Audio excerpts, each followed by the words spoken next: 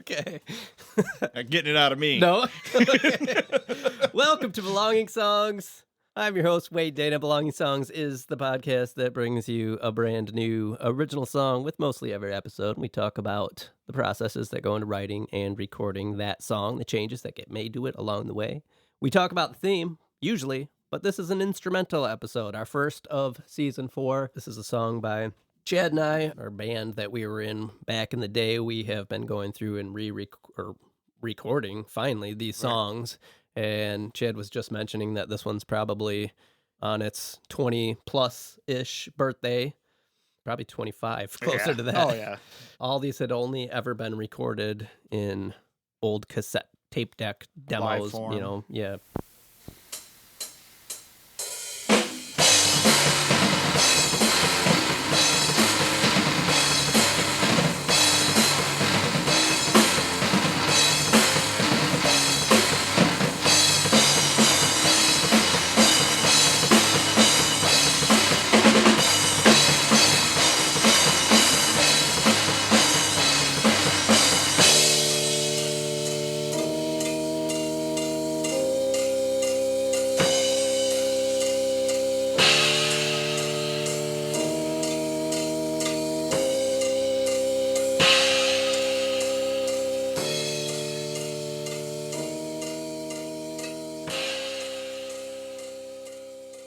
So we're finally getting around to documenting these as we've gotten better at recording and all that. So, yeah, this is our first one of the season. My plan is to do this one for this project, and then our long piece called The Show, which consists of like 3 or 4 songs with connective tissue all in it. So those are the 2 songs I want to get done from this project this year, but that's not to say that those are going to be the only instrumental episodes. I also want to do 2 songs from our current roster. So me, Brad, who is here. Welcome, Brad. Yep. And no Patrick today. It was just the 3 of us, Chad, Brad, and myself. We get together on, the Most occasional Fridays. Friday night, and we've got a group of, 12, 13 songs now that we've been playing for a couple of years, and I want to start recording those. So my plan is to try and get 2 of those in this year. In addition to these old I'm In Ya songs, I'm In Ya was the band from this project. Still is. Yeah, and then also 2 instrumental songs from another band I was in with a couple of other guys called Thin Pleasures. So I'm working on doing some mixing of those songs. So that's the plan for instrumentals. I like it. Yeah, and these are Because you don't have to do anything. Yeah, Brad doesn't have to do anything. Just show up sometimes. if Just he wants to. critique. Correct. It's 100% correct. There's no pressure. And this song is called Dark Black. And as we've said in the past, thank you for moving that. Titles don't mean anything. Would you like me to make some racket? Though this song has like a kind of a gnarly feel and sound texture to it. So Dark Black was a fitting title, I think. And Brad, though he has not heard this, I mean, he probably heard it in the past, but not this finished version. Completely. He did hear the bass being recorded a couple weeks ago. I saw him smashing the bass on this. So I had to take a rig over to Chad's house when we were playing to get our buddy Matt to lay the bass down, because these are the lengths I have to go to finish all this stuff. Matt's a busy man. He's busy. Yep. These guys are busy. Yep. Everybody's busy. Everybody's So busy. I had to take a rig over there, record Matt's bass in Chad's living room after we jammed. I'm going to have to get some Patrick clips on a ski lift today because he couldn't make it to this. It's perfect. Sometimes have to Zoom, sometimes have to get, phone-ins, but we try to get it done for you. It's all good. Like I've said in the past as well, I'm really enjoying doing these old songs. One, because I don't want them to be just lost to time, and the only thing we have are the crappy demos that you can hardly hear or pick out what's going on. 2, we get to do this, and it's been really fun to just kind of listen to them. Chad had mentioned these are nostalgic for us to play them again. We haven't played them in a long time, so we have to kind of relearn them and lay them down, and it's fun to hear them come together. Should probably listen to this thing. Yeah. Talk ready. about it. Ready. This is one of the very few early songs that has keyboard in it. And I know we've mentioned before that the second group of songs from this project all have our friend Todd playing on them. Now, he did have parts for all these early ones, but again, logistics, you know. Yeah. He retrofit just so, you know, they were relevant when we played. But these are the way that these were written, with basically Chad and I just kind of writing them. Stupid Laney. Yeah, in my mom's basement. And so this one does have starring Chad 2. Yeah. Which is the keyboard, Yamaha keyboard that I think was your brother's, wasn't it, Chad? It was in our family. Like your somewhere. mom bought it at it might have been sale, or she bought it new, and I thought it was from your brothers, and we stole it. And it's like probably. I still have it. Yeah, we pulled rank on it. He wasn't going to use it. He doesn't do any of that. And so barely skis. There's a pipe organ in this, and then there's another thing. So I used to play that, like I would be playing the guitar part, and then I would hit the organ, and I still know that I had to have it set up on number 12, which is the pipe organ, and then when I was playing that, I could change the sound while I was still holding the note, and it wouldn't change until I let it go. So I would change to number 88, and then that would be the next sound. It's either 88 or 84. I use 88 or 84 on most this in the show. This and the show are the only two that had keyboards. Chad 2 was very integral when I was either in jail or out of state. Yep. That's how we started our other project. Played a show with Chad too. Yeah, we did. So when Brad and I, like after this project, I'm In Ya was kind of done. Chad had moved to Arizona for a while, and Brad and I were like getting together on Friday nights, and we did the Meatballs and Beyond album, which is like silly stuff. We were just kind of messing around. We're like ducks on the pond. We tried to make it a point to write something every week, and it was just silly. It was goofy. Yeah. And but after a while, we were like, okay, let's do something real. Let's do something else. We got the idea to take my solo work and his solo work and see if we could play those songs live. How we did that, we didn't have a drummer. We would take Chad 2. We'd figure out what tempo it was, and we'd just hit go, and it'd be like, and then Brad and I would sit there in the living room, and one of us would have a bass, and one would have a guitar, and we'd have a couple of microphones, and we, just sit there and learn them. And then eventually Chad came back, and we're like, hey, this is what we've been doing. We got this catalog. It's really not as good with this. It could probably be better with the drums. It was good. And that's how the Skeleton Luns was born, which was just us playing those songs. Anyway, yeah, Chad 2. I'm going to talk a little more about Chad 2. I have a story, so don't let me forget that, okay? Okay. Let's listen to the song, though. Here we go. Dark Black by us. I'm In Ya.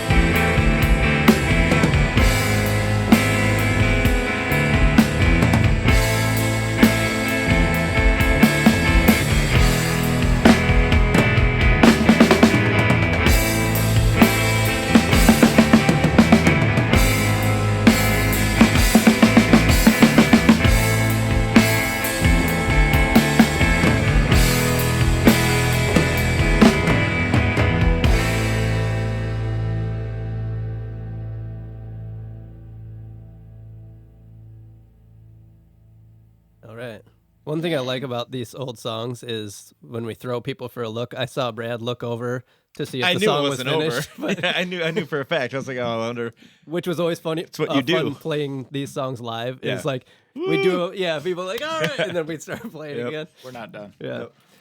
You guys do that a lot. Yeah. So who's got thoughts? I have thoughts. Do it. Let's go. Let's hear it. I'm a fan of you guys. I just want to start there because like it's awesome. Early on, speaking of like nostalgia and all that stuff, this is the stuff that I used to hear without knowing you guys, and I was like, oh man, knowing these fucking people would be badass because they're an actual band, and the music is awesome, and so.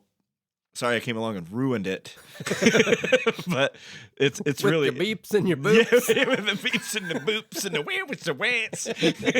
But it's these songs are all awesome, and like the way you guys are recording them now brings out all the elements, and so you can actually kind of hear everything and pay attention to everything. Like Matt's bass is awesome on this song, especially at the end. Your drumming is amazing on all these songs, which it drives right. It's like pros, right? It's like listening to the pros. It's good stuff. So that's my comment. I always feel like on these ones, like especially this song, that the drums are like the star of this one. There's just so much cool, like during those keyboard parts, jazz, you don't need cymbal stuff, which is so. There's awesome. there's never with any of these songs like missing a vocal, right?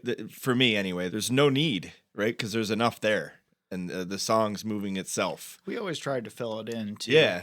I really like what you did with the guitar noise coming in. Yeah, it was cool. And the first Scratches third of it, the scratches coming up and stuff. Well, that's something I used to try to do live while I was playing the keyboard. I was just kind of like doing that. Yeah. Obviously, the rhythm guitar during the pipe organ was something I just added because it needed to be filled out. I didn't do that. Pipe organ live, part's pretty cool. Yeah. So I used Shed too on that too. I enhanced it with some other thicker samples, but I was like, I gotta put it in there. It's the original sound. Yeah. It is. It is. Yeah, I feel like the guitars on this are like such an easy thing to play that it really leaves room for you to play a lot of like cool drum stuff on it. Another thing that comes along with easy to play is you have to really have your tone figured out. The sound of that ease. So this one was sweet. Tough because I'm using my old Digitech RP5 pedal on this because it didn't work. No, it didn't work. But this song has two very specific sounds that were from that I can't emulate otherwise. The first one, the dun dun dun, is like a really, I mean, it's pitch shifted down, and I have pitch shift pedals and stuff, but it doesn't sound the same. Like that thing is so gnarly, it's a boom boom. And then during the second main part, the dun, dun, dun, dun, dun, that's an octaved thing. And that also had a very specific, it's like crazy nasally octave thing. And again, I have other octave pedals. But not that blend of sound. Yeah. The parts are easy, but that part is the sound of it is what makes it cool because it's like thick and it was really tough to contend with in a mix. Oh, for sure, I bet. Because it was so dirty. Yeah. I had to scoop some stuff out, but I didn't want to gut it because that's the what song. It is. It's like those gnarly sounds. Needs it. So that was I think I mentioned to you, Brad, how I had sent this in for a critique. I don't know if I did. You might have. But I was like, I'm kind of at a loss on what to do with this because of these sounds, but I don't want to gut them because that's the sound. And I actually got better feedback than I thought. They're like, oh, I thought it was going to be way worse, but it sounds pretty good just to, scoop a little bit of 100 hertz type of thing. And that did help to give some more room for the drums to poke through a little better. Snare's hot. Yeah. And I went through and poked it up in certain spots, but I think you're right. I might want to like adjust a couple of those down a little bit. What did you think overall? No, overall, I thought it was good. And I don't mean for that snare to come out as saying it's bad, because with an instrumental song like this, when you don't have the vocals and stuff, that's where we try to accentuate some of those parts and bring it up to make up for the void of missing lyrics as I mentioned, stuff like that. A lot, like I do a lot of different pannings to try and take the attention here and there, like and for the listener. It moved good. Yeah, it did. You could definitely keeps you focused and left to right. On like I was jamming to that song. I did a little less of that in this because there's so few parts. I mean, it's basically there's not a lot of extra stuff going on. Right. Like where some of the other ones, like you can take a lead part here and move it over here, and like this one's pretty straightforward. Yeah. But I did try to bring the mix back to center on certain parts. Like there's the big keyboard where it gets big wide, and then when it comes back to dun, like that, all the guitars come back to the middle just to kind of like give you a little different focus. So it's not all the same through the whole thing. Yeah, talking about the keyboard. So yeah, when we would play, we would have Chad 2 set up, basically for just this song and maybe one other one. There was the show if we played those. But Chad 2 is still sitting over in the corner there. And if you were to get it out right now and look at it, the top of it's kind of melted a little bit. Get by the boiler a little bit. No, because I thought it would be cool one time at a show. It'd be like, did we cool light it to on light fire? this on fire and play it. So I remember like taking rubber cement and like coating the top of it, and then I'm like, I'm gonna light it. It's gonna be awesome. It was probably in somebody's basement, so they could burn their house down for sure. The smartest thing ever. I don't remember And that. well, see, Chad's probably the only other person down there to even remember it. He forgot, and like I'm sure nobody else was Fully even down effective. there. But in my head, I'm like, this would be awesome. I'm gonna light it on fire. I'm Gonna gonna ruin play this it. I'm thing. sure. Let me try to ruin cool. this thing. So, Was it at the Red Apple? I don't know where it was, but I know it was done. It's okay. Battle scars. That's sweet. Yeah, and if you pick Chad 2 up, that's it always had rattles a something in bit. it. Yeah, something's in there, but still kicking. Yeah, Oh, yeah. It's awesome. Nice be job. making an appearance on the show when we do that too, because the mute guitar is sound in there. That one, I think. No, overall, I think it's, these are turning out really well. Heck I yeah. think you're doing a good job as far as, the drums are thick, the guitars are thick. Yeah, they're the all drums. really I up feel there. like on this one I have a little hotter than I normally would, but I just like some of your fills and little, especially that intricate cymbal work that you do in some of those quiet parts is so cool. I tried to accentuate that, and the toms are probably a little hotter than other songs, but I don't I think the it's toms justified were, in this. I don't They think didn't- the toms were Nothing hot. nothing on the drums stuck out to me as being. The snare is the only one that I thought was a little hot. Until you said it, I might pick it up listening to it again, but I had no issues with the mix at all. Cool. In Addictive Drums, I've got the elements that I use for triggering on these songs. I've got them like saved as presets now. Like this is the I'm in ya kick, this is the I'm in ya snare. And what that means is when I get the drums all edited and comped together how I want them. So Chad did, I don't know, this might be one take, but we probably did a couple takes. Yeah, I think And then I pick the best parts from each take, make a drum comp. And then once I have the drum comp, I'll edit drums for timing. And then once all that's done, then I'll go through and start to trigger them. And that means creating samples. So when Chad hits the kick, sample is triggered. That is another kick that I can enhance my microphone version with more beef or whatever if something's lacking on one of those. And I've gone through and listened to each element that we've recorded now with the microphones that we have. It took a while to figure out which microphones sounded best with this kit on each drum.